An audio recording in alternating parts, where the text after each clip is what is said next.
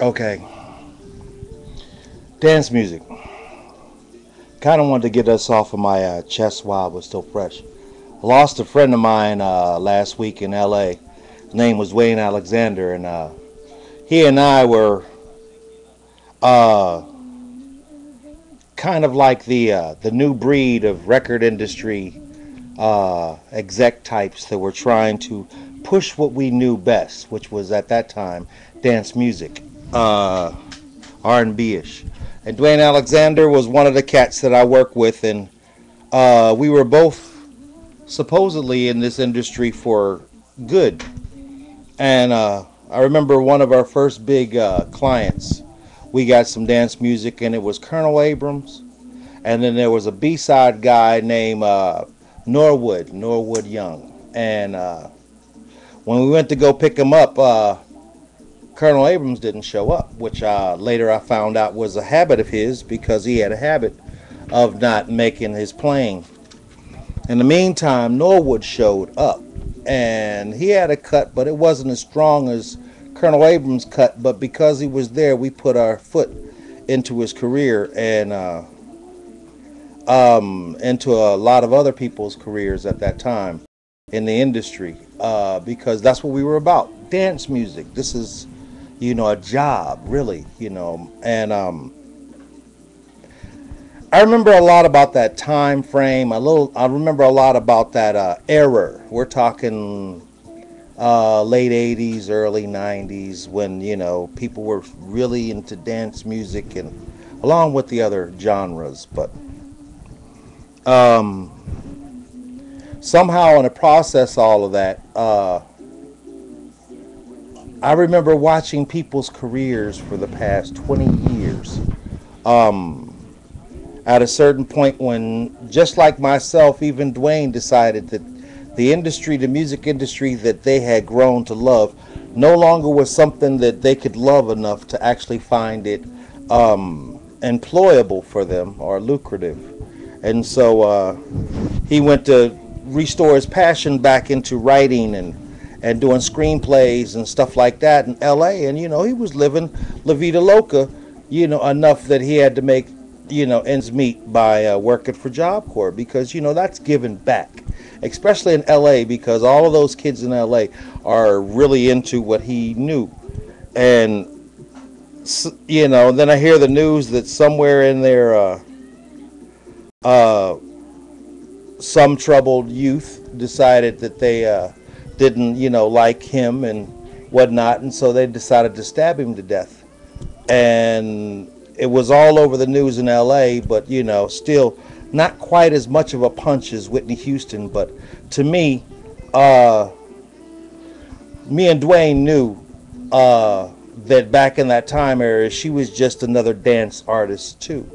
And so, I kind of look at these artists a little different because what we lost is dance music, and now we've lost the ability to dance as in masses, just because, well, the industry just got ugly, and it's just now coming back with people being able to get good stuff for free.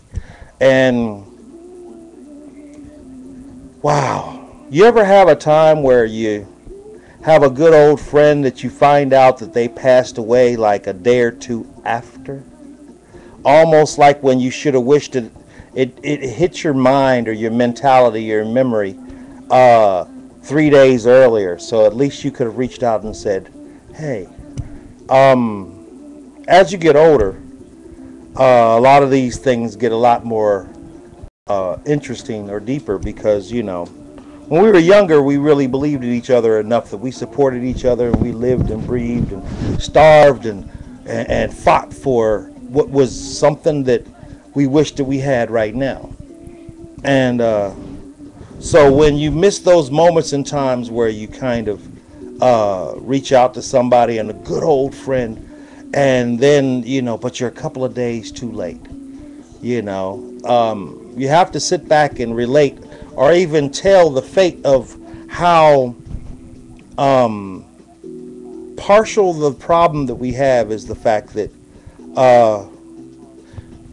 the industry's got to a certain point where they liked a certain image for black men. that caused a lot of executive people to not necessarily like a black dominant heterosexual type man to be in their face like they are in our face when they sit back and they say, well, do you want these millions of dollars for your project? Well, then I want you to put on, stand on one leg and bark like a dog. Yeah, that's great. We'll call you MC Hammer. No offense, but a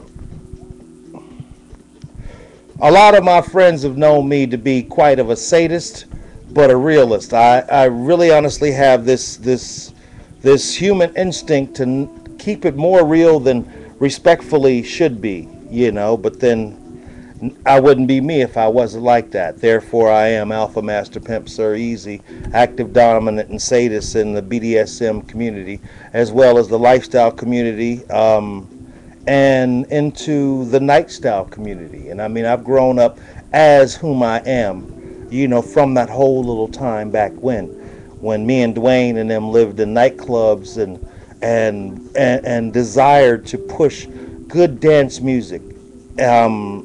Later, as I became a musician, what I missed the most was the ability to be able to host good dance music in live music. Not the kind that they're just trying to wow you with their wow, but like remembering Dwayne Alexander is like remembering Sylvester, but not just remembering Sylvester, but remembering Sylvester's band that included the 3 Tons of Fun, including Luther Vandross and numerous amounts of musicians who all played for a sweet gig at a nightclub where they played for hours making you dance. That was back when music was something that when people liked an artist, they liked everybody in the band. They liked the keyboard player, the drum player, the horn player, the piccolo player. It was something that we don't have right now in our existence. And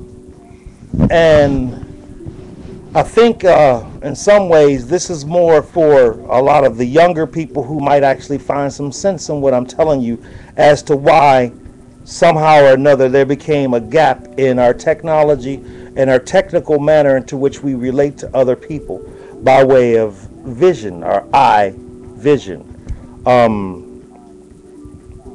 Somehow or another, we don't want to actually admit that, really a large amount of people lost sight in any positivity of a black male image for about 20, 30 years because, all the other images that we were actually processed weren't up to same par with, a strong black woman.